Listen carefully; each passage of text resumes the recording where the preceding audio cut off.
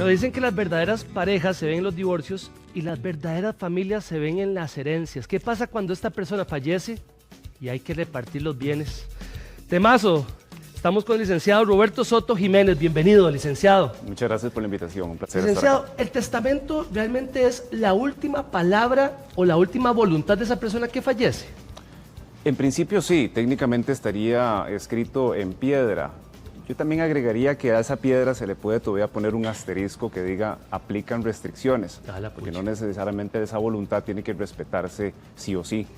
De igual forma puede pasar que esa persona no haya dejado una voluntad, entonces entramos en lo que se denomina una herencia legítima, que se reparte los bienes dependiendo de lo que establezca la ley, que en principio, en primer grado, serían los padres de la persona fallecida, el cónyuge o los hijos.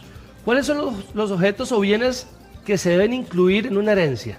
Todos aquellos que sean lícitos y que se entiendan que sea de esa persona. Podemos hacer una separación de dos grandes grupos. El primero serían los bienes registrables y el segundo los bienes no registrables. Dentro de los bienes registrables tenemos vehículos, casas, lotes e inclusive también deudas en donde la persona fallecida haya sido acreedora como hipotecas o prendas. Y dentro de los no registrables podemos hablar de menaje de casa, sillones, libros, arte, acciones de sociedades, entre otros.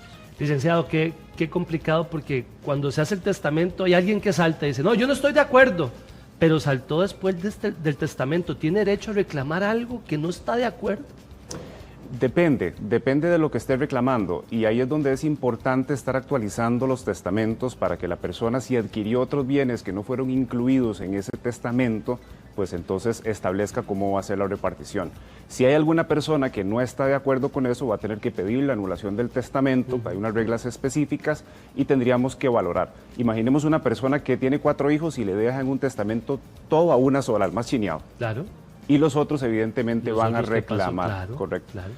Técnicamente, si esa voluntad fue la última de la persona fallecida, se le tiene que dejar todo al chineado, al elegido. Puchica, lo que quedó en actas. Correcto. Si el testamento no indicó que los bienes a futuro iban a también ser de ese chineado, entonces ahí sí los otros herederos tendrían el derecho de los nuevos bienes que no fueron incluidos en el testamento, tendrían derecho a formar parte de. Entonces, digamos que le quedó todo el chineado o a la chineada, entonces el hermano dice, no, un momento, eso no se actualizó en el momento, ¿puede reclamar eso? Si el bien se adquirió posterior al testamento y no estaba incluido en él, claro que sí. ¿Qué pasa cuando una persona fallece y siempre aparecen hijos, ¿verdad? Como en las novelas? Yo era el hijo de la señora que se murió y pucha, entonces todo el mundo dice, a un toquecito. Si no está en el testamento no dejamos nada, pero esa persona también tiene el derecho a algo que le quedó. Si son hijos reconocidos extramatrimoniales o de alguna antigua relación, efectivamente tendrían el derecho. Tenemos dos escenarios. Si esa persona dejó un testamento en donde prácticamente todos sus bienes los iba a legar o testar hacia estos hijos extramatrimoniales, esa voluntad se tiene que respetar sí o sí.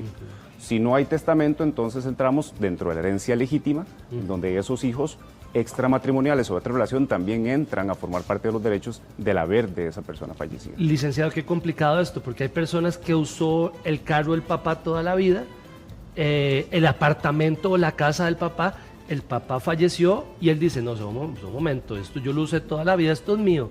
¿Es de él realmente? Esto es un problema muy usual y la recomendación siempre es que si la persona quiere dejar o regalar los bienes estando en vida, lo mejor que puede hacer es traspasarlos inmediatamente para evitar este tipo de conflictos. Porque técnicamente si la persona fallece y el bien todavía registralmente aparece a nombre del fallecido, la fallecida, en este caso entonces esos bienes entran dentro del haber de la sucesión y esa persona no podía decir es mío porque técnicamente no lo es y registralmente no lo es. Usted habló del chineado, voy a tomar ese ejemplo, pero ¿cuál es la forma de hacer una herencia? Porque hay hijos mayores, después hijos menores, ¿hay alguna prioridad de mayor a menor, de menor a mayor? Esa es una pregunta muy importante y sí, efectivamente, en temas de hijos existen dos grandes grupos de prioridades. El primero serían los grupos de los menores de edad. La herencia o la sucesión debería garantizar a esa persona menor de edad alimentos como una especie de pensión alimentaria hasta que sea mayor de edad. Ese sería el grado de prioridad número 1. Si existen también personas con necesidades especiales que no puedan valerse por sí mismas, la ley también establece que a esas personas la sucesión debería garantizarles entonces su manutención de forma vitalicia, es decir, de por vida. ¿Qué pasa cuando hay hijos de corazón pero no de sangre, verdad? Que fueron criados por esa pareja toda la vida y al final los hijos de sangre no son hijos, pero él no es hijo de mi papá, ¿verdad? Y empieza también esos roces. Ese término es un término que recientemente se ha venido utilizando y es el hijo o hija de crianza. Así Fue es. creado con la ley 10.166 que entró a regir en septiembre del 2022. Los hijos de crianza, para todos los efectos, se entienden también hijos biológicos y tienen exactamente los mismos derechos, dentro de testamento o fuera de testamento. ¿En qué momento se puede impugnar un testamento? Hay varias formas. El testamento como tal, realmente lo que se hace es que se anula, se deja sin efecto. A la pucha. Si fue firmado o hecho por una persona menor de 15 años, ese testamento es nulo. Si fue hecho por la persona bajo coacción, amenaza o un temor insuperable, también sería anulable.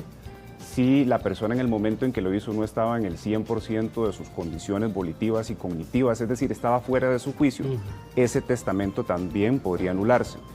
Y un último supuesto sería en el caso de que la persona establezca condiciones ilegales en el testamento. Como yo le dejo a mi hijo Ítalo todos mis bienes en el entendido de que él tiene que dedicarse a delinquir o a hacer alguna cuestión ilegal. Eso por la ilegalidad anularía entonces mi voluntad y anula el testamento. ¿Qué pasa si esta persona que fallece tiene un montón de deudas? Entonces el hijo dice, no, primero se paga todo y después nos repartimos.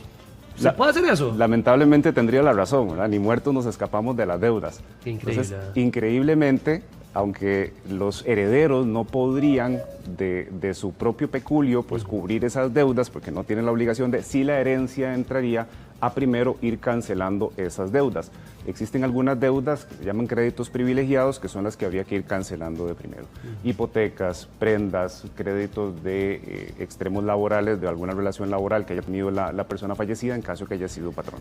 Ese es un temazo también. ¿Qué derecho tiene la pareja de la persona fallecida? Porque también, vamos a hablar de la última, porque tal vez estuvo casado, digamos, mucho tiempo, pero llegó la novia y estuvo en sus últimos meses de vida y la novia dice, no, todo es para mí. Dependiendo de las condiciones de la última relación, si tenían la aptitud legal para contraer matrimonio, pues lo que podría solicitar es que se les reconozca la unión de hecho. También dependiendo de la última pareja, dependiendo del tiempo que hayan estado conviviendo, podría solicitar dentro de una mortual ya abierta, lo que se llama un incidente del reconocimiento de unión de hecho. Esto para que, en caso de que se diga que efectivamente tuvieron una unión libre, para todos los efectos esa persona se va a considerar como si hubiera tenido un matrimonio. Si hubo bienes durante el tiempo en que ellos convivieron y se adquirieron y no fueron incluidos dentro del testamento, deberían formar parte de la sucesión y esta persona entraría entonces con un grado de prioridad a heredar. Licenciado, ¿qué pasa si esta persona fallece y no dejó absolutamente nada, no dejó papeles, no dejó nada? ¿Quién es el que tiene que armar como la estafeta y decir, ok, no, primero es que ¿cómo se reparte eso? Cualquier persona interesada puede pedir que se abra una sucesión de una persona fallecida, por lo general son los familiares más cercanos. Pongamos el caso de alguna hija, muere su padre y entonces abre la sucesión o solicita la apertura de la sucesión. Esa hija sería lo que se llama un albacea provisional y entonces se hace un inventario de los bienes que esa persona ya ha tenido en vida y ahí entonces, como no hay una última voluntad claramente establecida, entramos entonces en lo que establece el Código Civil, que sería en primer grado los padres, el consorte o el conviviente en unión de hecho y sus hijos. Me quedo con eso, mejor repartir todo en vida, ¿verdad, licenciado? Así es. Muchas gracias, Un placer estar Roberto aquí. Soto Jiménez, le agradezco.